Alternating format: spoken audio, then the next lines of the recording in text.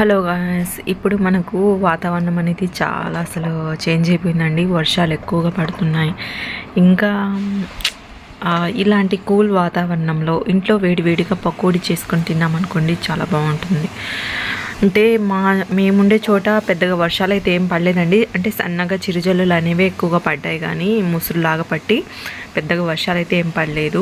అందుకు ఇంట్లో ఉన్నప్పుడు కొంచెం వేడివేడిగా పకోడీ చేసి పెట్టమంటే పెట్టాను మా వారికి. అంటే నేను ఎలా చేశాను అనేది వీడియోలో మీతో షేర్ చేశానండి. చాలా సింపుల్ రెసిపీ కదా, చాలా ఈజీగా అయితే చేసుకోవచ్చు. అంటే చాలా బాగున్నాయండి, క్రిస్పీగా. అందుకు వీడియో అయితే తీశాను. ఒక కప్పు శనగపిండిలో ఒక ఉల్లిపాయని కట్ చేసుకొని వేసుకొని, ఒక 2 పచ్చిమిర్చి అండ్ కొంచెం కొత్తిమీర, కరివేపాకు ఆకులను కూడా కట్ చేసుకొని వేసుకోవాలి. దాంట్లోనే కొంచెం ఉప్పు, కొంచెం వచ్చేసి అదే సోడా ఉప్పు ఉంటుంది కదా, అది ఒక చిటికెడైతే వేసుకోవాలండి. ఎక్కువ అవసరం అయితే లేదు. ఆయిల్ అనేది పీల్చుతుంది, నేను గ్యాస్ ట్రబుల్ ప్రాబ్లమ్స్ అయితే వస్తాయి. నేను కొంచెం పసుపు, కొంచెం మిర్చి పౌడర్ను కూడా వేసుకొని, ఇక్కడ క్రిస్పీగా ఉండడానికి నేను 1 స్పూన్ వరకు బియ్య పిండిని అయితే యాడ్ చేసుకున్నానండి. వేసుకొని ఇది మొత్తం ముందుగా వాటర్ వేయకుండా బాగా మిక్స్ చేసేసుకోవాలి. అన్నట్టు మాది ఏ జిల్లానో చెప్పలేదు కదా, మాది ప్రకాశం జిల్లా అండి. ప్రకాశం జిల్లాలో మాది ఒంగోలు డిస్టిక్ దగ్గర పొదిలి అనే ఊరండి. అక్కడ మాకు పెద్దగా వర్షాలు అయితే ఏం లేదు, కానీ నార్మల్గా చిరుజల్లులు అయితే పడుతున్నాయి. వెదర్ అనేది చాలా కూల్గా అయితే ఉంటుందండి. ఎండ ఎక్కువగా రావట్లేదు, చిన్న చిన్న జల్లులు అనేవి పడుతూ ఉన్నాయి.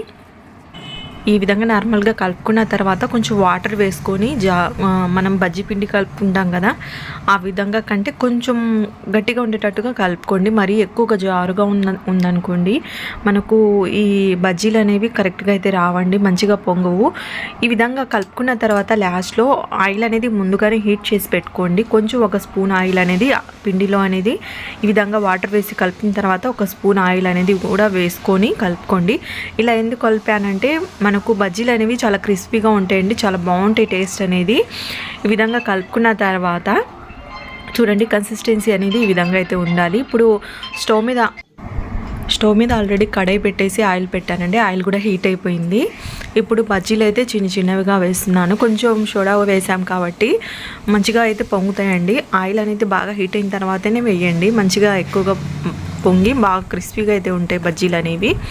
ఈ విధంగా వేసుకున్న తర్వాత ఎక్కువగా హై పెట్టకుండా మీడియం ఫ్లేమ్లో పెట్టుకొని ఫ్రై చేసేసుకోండి.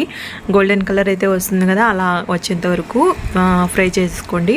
వేసుకున్న వెంటనే అయితే కలుపుకుండా తర్వాత ఒక 2 నిమిషాల తర్వాత అటు ఇటుగా టర్న్ చేసుకుంటూ మనం ఈ బజ్జీలని గోల్డెన్ కలర్ వచ్చేంత వరకు అయితే కలుపుకోవాలండి. ఇక్కడ మాది ప్రకాశం జిల్లా అని చెప్పాను కదా, పెద్దగా వర్షాలు అయితే ఇటు ఎక్కువగా అయితే పట్టడం లేదండి. అంటే మా ఊరు దగ్గర మాకైతే పట్టడం లేదు, అంటే గుంటూరు, విజయవాడ అటు మొత్తం మంచిగా వర్షాలు అయితే పడ్డాయంట. మాకైతే ఇటు చాలా తక్కువగానే ఉన్నాయండి. అంటే కూల్గా ఉంది వెదర్ వచ్చేసి, చిన్న చిన్న జల్లులు అయితే పడుతున్నాయండి.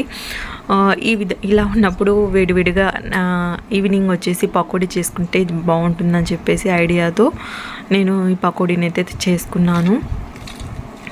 చూడండి, ఈ విధంగా గోల్డెన్ కలర్ వచ్చిన తర్వాత ఫ్రై చేసేసుకొని ప్లేట్లోకి అయితే తీసుకోవాలి. నెక్స్ట్ అలాగే రిమైనింగ్ పిండిని కూడా అలాగే ఆయిల్లోకి వేసుకొని అలాగే ఫ్రై చేసేసుకోండి. బజ్జీలే కదా, ఎవరు వేసుకోకుండా ఉంటారు, ఎవరికి తెలియదు అని చెప్పేసి అనుకుంటూ ఉంటారండి కొంతమంది.